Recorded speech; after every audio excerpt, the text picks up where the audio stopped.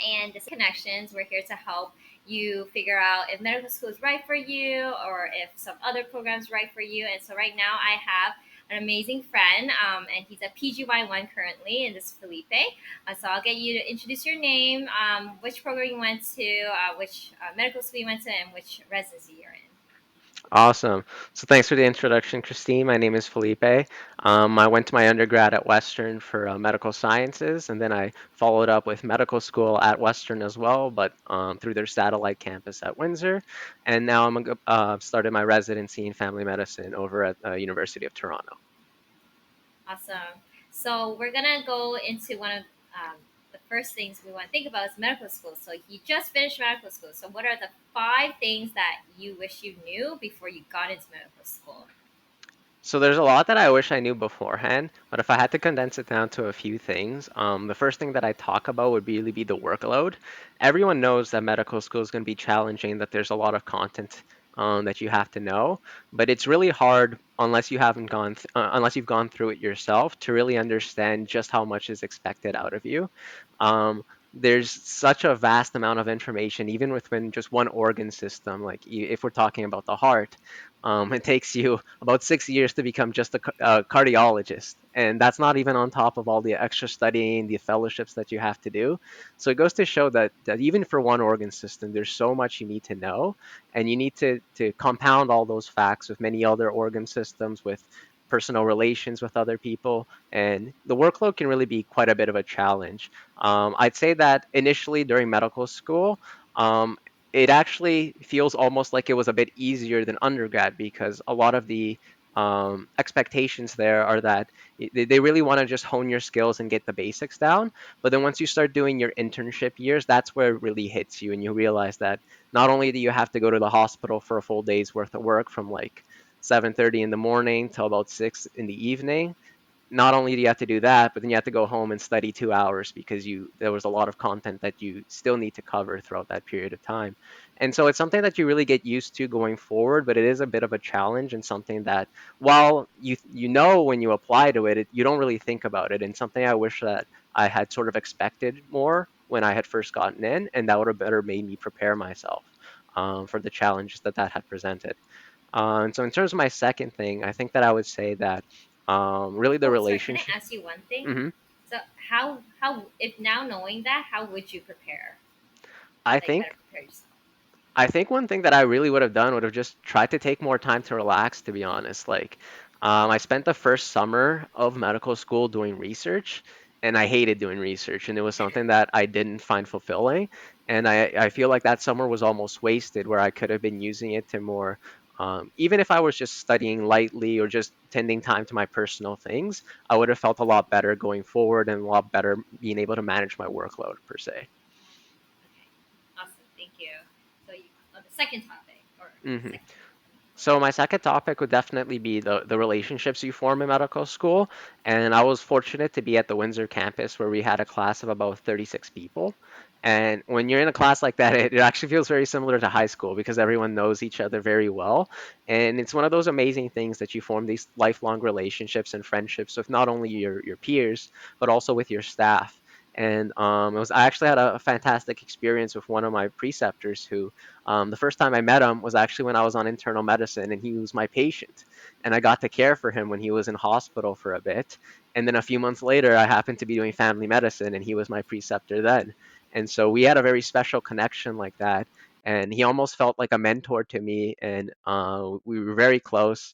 And he's one of those people that I know that I can count on at any time. And that's one of those things that you don't really think about when you apply to medical school. Your entire focus is zoned in on getting accepted and getting the right grades.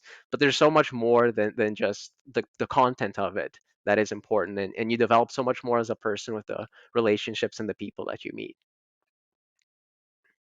So with like a small class though, would you say that there's also opportunities for tension to form though? It's like Oh, groups that definitely. don't clash, then how do you manage that? Or how did you see those people manage that? So it was a little bit of a learning curve. There were, especially at the beginning, sometimes there's going to be personality clashes. But I think that what really happened is that over the course of those 4 years, we really got to figure out like different people's personalities, what people liked, what people didn't. And I think that a lot of people just grew on each other.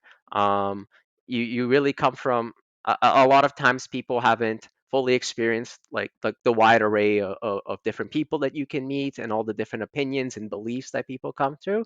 And so it can be a little bit of a shock going forward. And I think that actually did happen with our class. But after having had something like that happen and having a lot of tension, it actually drove us all closer together once we reconciled and stuff. And so it's the same as it's going to be for any sort of a setting where you have a large group of people, where some people aren't going to be fitting in and clashing with others, but you learn to work through it. And then a lot of people ended up being very close after that too. Nice. That's really awesome to hear. And then like so, when you get into medical school, it's like super hard to get into, and you can't really sometimes choose like getting a smaller one. And some classes are like larger, like 100 some plus students.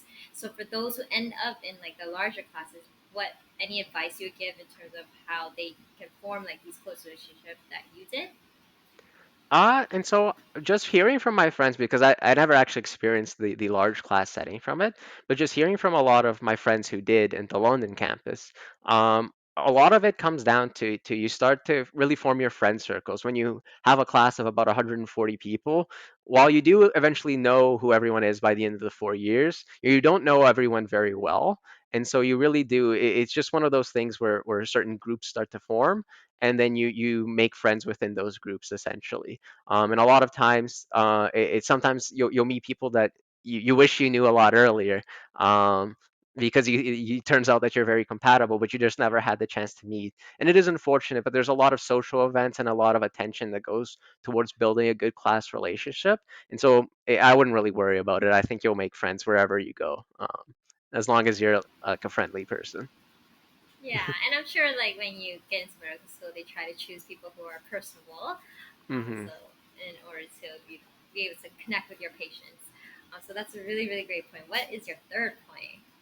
So my third point would definitely be the commitment aspect, and this is similar to the workload, but different in the sense that once you get accepted, or well, not once you get accepted, but once you commit to medicine, because you can always, even when you're in medical school, people change their minds all the time about whether this is something they want to do, whether it's right for them. People even change residencies after they've started.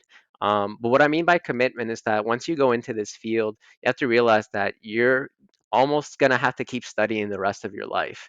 Medicine's always evolving. There's new technologies that come out every day. There's new treatments that come out every day, and every year there's guidelines that get published on pretty much every single topic.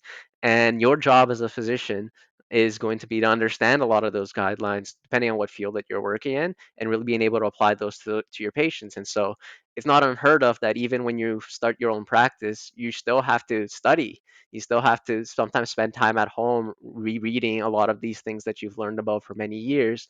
And it is a challenge because there's stuff that I learned in first year of medical school which is now obsolete, and I've had to really refresh my memory on some of those things, and really rehone myself.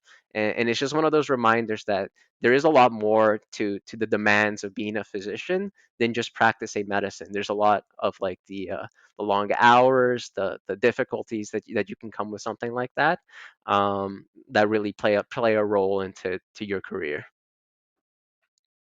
Awesome. I don't know if you have a fifth one here, but if you do, I don't know. Do you have a fifth one? Uh, Point? I guess the last one that I talk about would just be rewarding. And this is something that's going to be different for everyone because you really need to it's going to be really tailored to you to figure out what you find rewarding and what you find fulfilling.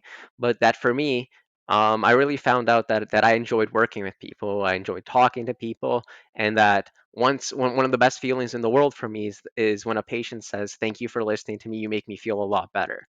And so when you have something like that happens, when you find what it is that makes you happy and makes you feel rewarding, that you should go for it, whether that be medicine, dentistry, engineering, whatever it is that you really like to do. I don't feel pressure to do other things that other people want you to do. Just find what it is that you like and go for that, I'd say. And that's something that I'm very fortunate happened to me in medicine. But it's one of those things that it was. it was impossible for me to decide previously because I'd never seen a patient until my first day at in my clerkship. So, do you have any maybe tips or advice on how people can maybe find those ways before they decide on a career path?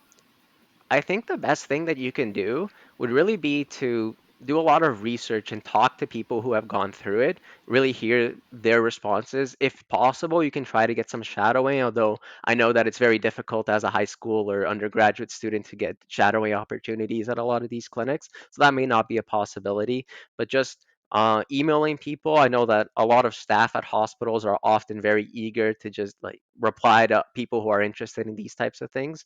And so if you try to engage with them and ask them their perspectives, ask them a lot of what they've gone through, you can get a better sense of it.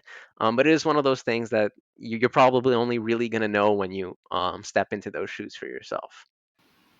Awesome. Those are really, really great tips. And I hope that anyone who's listening to you and listening to the podcast will really benefit from it.